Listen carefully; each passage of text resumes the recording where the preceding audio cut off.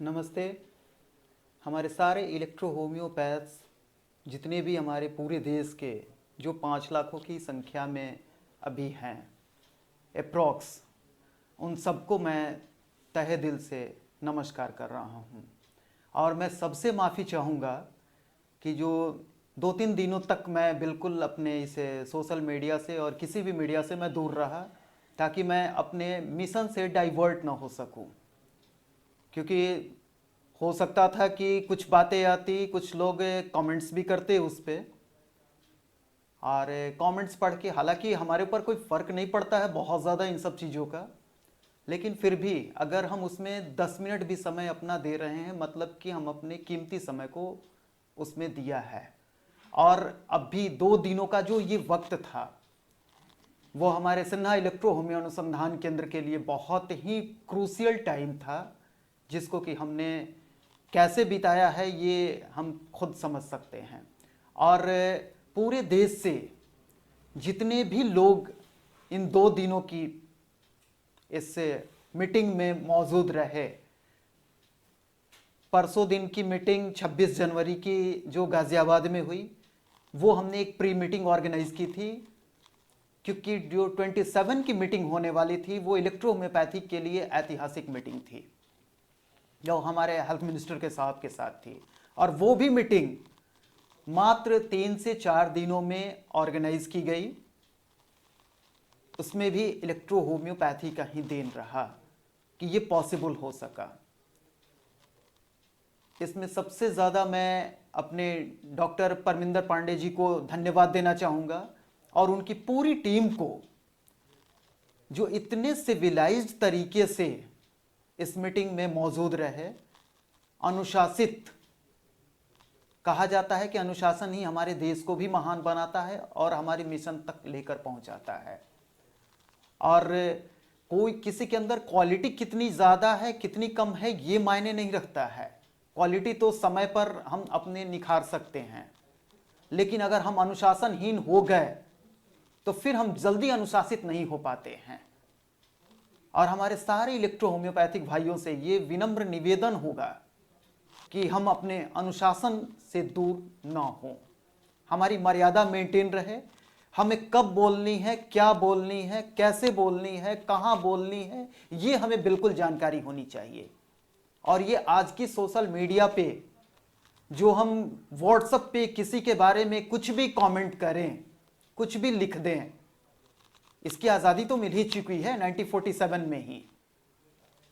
यहाँ से बैठे बैठे हम अपने देश के माननीय प्रधानमंत्री जी के बारे में भी कुछ भी लिख सकते हैं, वो भी देखते हैं। ऐसी बात नहीं है कि उनकी आईबी इतनी वीक है जिन्हें पता नहीं है कि कहाँ से क्या इंफॉर्मेशन आ रहा है या कहाँ से क्या कमेंट्स आ रहे हैं हमारे ऊपर, सबको पता होता है। लेकिन जो उस ऊंचाई पे बैठा होता है ना, उसको इन सब चीज़ों की बिल्कुल ही परवाह नहीं होती है, क्योंकि वो जानता है कि ये छोटी छोटी छोटी छोटी जो ये कंकड़ सामने आ रहे हैं, ये सिर्फ हमारे मिशन से भटकाने के लिए आते हैं। दरअसल ये सारे कंकड़ दूर से नजर आते हैं, पास नहीं आते हैं, अक्सर देखा गया है ऐसी चीज़ों में। और कल की जो मीटिंग हुई, अपने इतने क्रूशियल टाइम में माननीय हेल्थ मिनिस्टर साहब ने जो वक्त दिया, सुबह की मीटिंग गृह मंत्रालय में, उसके बाद रक्षा मंत्रालय में, उसके बाद फिर अलग पीएमओ साहब से मीटिंग, मतलब बहुत ही क्रूशियल। और उस बीच में घंटे भर का समय दे देना बहुत मुश्किल था, बहुत मुश्किल। लेकिन सिर्फ काउंट सीजर मैटी की ब्लेसिंग थी कि, और ऊपर वाले की, कि ये मीटिंग पॉसिबल हो पाया। नहीं तो अंतिम अवस्था तक लग रही थी कि मीटिंग कहीं कैंसिल ना हो जाए। शुरू से प्लानिंग थी कि कुछ मीटिंग मंत्रालय में होगी और वहां जाएंगे तो हम कोशिश करेंगे कि एक मीटिंग घर पे कर ली जाए, क्योंकि हमारे पूरे देश से जब डेलीगेट्स आए हैं तो सब एक बार दर्शन तो कर लें उस शख्सियत की जो इलेक्ट्रो होम्योपैथी का ब्रांड एम्बेसडर बना हुआ है इस मंत्रालय में। अभी उस शख्सियत की दर्शन करने के लिए सब लोग लालायित थे। तब ऊपर वाले ने प्रेरणा दी कि अगर उस मंत्रालय की मीटिंग को अगर हम घर पे कर दें तो शायद सारे लोग जा सकते हैं वहां पे। और सब लोग गए वहां, और वहां जाने पर मुझे थोड़ी सी देर हो गई और हमसे करीब 10-12 लोग पहले पहुंच चुके थे। मैं चिंतित था कि ऐसा ना कि वहां जाएं और कोई न पहचाने तो क्या होगा। फिर मैंने कॉल किया डायरेक्ट, और कॉल करने के बाद मैंने कहा कि हमारे डॉक्टर्स पहुंच गए हैं, मैं बस 10-15 मिनट में पहुंच रहा हूं। लेकिन हमारे किसी भी डॉक्टर्स भाइयों को, चिकित्सक बंधुओं को वहां जरा रत्ती बराबर भी परेशानी नहीं हुई, और सब लोग को यही फीलिंग हुई कि मैं किसी मिनिस्टर से नहीं, लग रहा है कि मैं किसी अपनों से मिलने जा रहा हूं। और मिनिस्टर साहब की खुशी देखकर वहां पर वो भी वेट कर रहे थे सबका कि लोग आ रहे हैं, हमारे अपने लोग आ रहे हैं, हमारे इलेक्ट्रोहोम्योपैथिक चिकित्सक बंधु। आप सब लोगों को, हमारे पूरे देश के इलेक्ट्रोहोम्योपैथिक चिकित्सकों को मैं एक मैसेज देना चाहूंगा कि हमारे मिनिस्टर साहब पूरी तरह से इलेक्ट्रोहोम्योपैथी के लिए पॉजिटिव हैं। आज से नहीं, वर्षों से। अगर घर की बात होती, पर्सनल लेवल की बात होती, तो कब का रिकॉग्नाइज आज हमारी ऑर्गेनाइजेशन सिन्हा इलेक्ट्रोहोम्योनुसंधान केंद्र करवा चुका होता। लेकिन ये पूरे देश की लड़ाई थी, इसलिए कल की मीटिंग में मैंने पूरे देश को एक साथ इकट्ठा किया। रिप्रेजेंटेटिव का मतलब ही होता है कि अगर एक स्टेट से अगर एक रिप्रेजेंटेटिव भी आ रहा है तो वो 50,000 के बराबर है। और यहां तो 40 लोग मौजूद थे, सारे रिप्रेजेंटेटिव हर स्टेट से, और वही कह रहे थे कि सर आज ये जो हुआ है रियली में ऐतिहासिक हुआ है। और सब लोगों ने अपनी अपनी बातें कही। आईडीसी पे भी कुछ क्वेश्चन किए गए। आईडीसी में डॉक्टर वीएम कटोच जी से डायरेक्ट मिनिस्टर साहब ने बात की, और कटोच जी ने कहा कि नहीं, जब हम आते हैं तो सर आपके प्रेजेंस में हम इन लोगों से मिलना चाहेंगे जो भी इसमें एक्सपर्ट हैं। इसके बाद इन सब लोगों ने एक निर्णय लिया कि हम सबके मिलने की जरूरत नहीं होगी, जिसके नेतृत्व में हम चल रहे हैं। अनुशासन इसी को कहा जाता है, डिसिप्लिन, कि जिसके नेतृत्व में हम चल रहे हैं हम उनके आदेश का वेट करेंगे, इंतजार करेंगे कि हमारे लिए क्या निर्देश आ रहा है।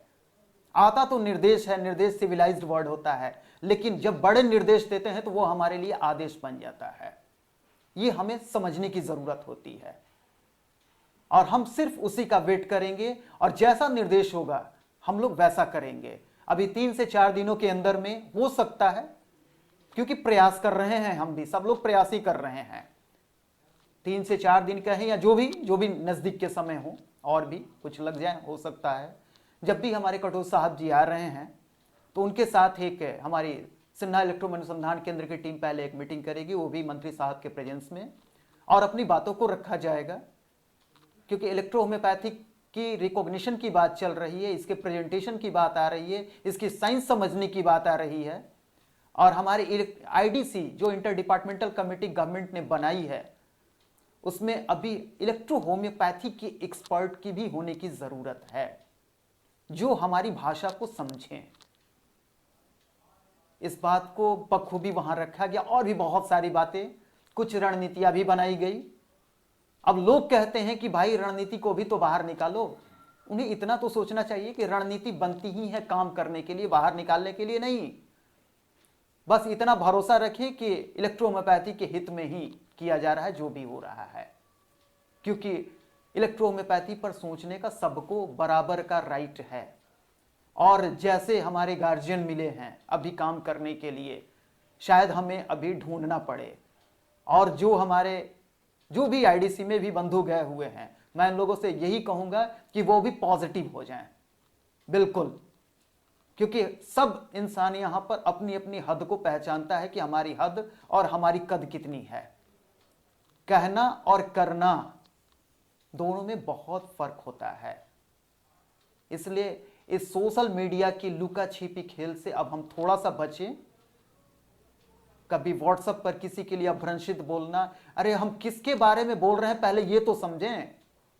कहीं ऐसा तो नहीं कि आने वाले समय में एक वक्त ऐसा आए कि उसका सामना करना पड़े और मैं मतलब लज्जित होकर उसका सामना ना कर सकूं। ऐसी नौबत हम न आने दें कभी। हम सभी इलेक्ट्रोहोम्योपैथ्स हैं, एक बंधु की तरह रहें, एक भाई की तरह रहें, और सबसे प्रेम से एक दूसरे से प्रेम से ही रहें। और हम लोग इलेक्ट्रो होम्योपैथी के लिए ही सब कुछ कर रहे हैं। हमारी पूरी टीम, उन लोगों ने जो हमारे जो भी बंधु गए थे और जो नहीं भी आए थे, कई कॉल, कई मैसेज कि सर हम टिकट के कारण नहीं आ पाए, कि मेरी फ्लाइट की टिकट नहीं मिल पाई। बहुत सारे लोग जो नहीं आकर भी लगा कि जैसे कि लाखों लोग हमारे साथ हो गए। तो ऐसी हम अपेक्षा कर रहे हैं आप सबसे कि लाखों ही नहीं, जितने भी हमारे चिकित्सक हैं और भी जो नॉन मेडिकल मैन भी हैं जो इलेक्ट्रोहोम्योपैथी से लाभान्वित हो रहे हैं, उन सबकी दुआएं हमारे साथ हो और हमारा मिशन कामयाब हो। जय हिंद। सत साहेब।